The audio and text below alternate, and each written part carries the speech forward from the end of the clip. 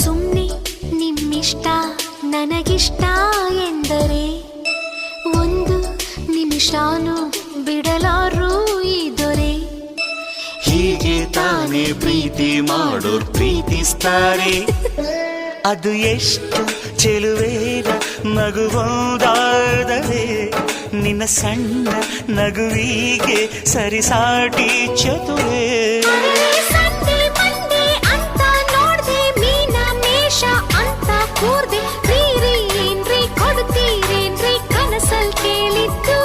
ಅರೆರೆ ಯಾವ ವಾರ ಯಾವ ಮಾಸ ಯಾವ ಸಮಯ ಆದರೆ ಏನು ಲೇ ನೀನು ಅಂದ್ರೆ ಲೋಕಾನೇ ನಿಂದು ನನ್ನೋಳು ಉಲಿದರೆ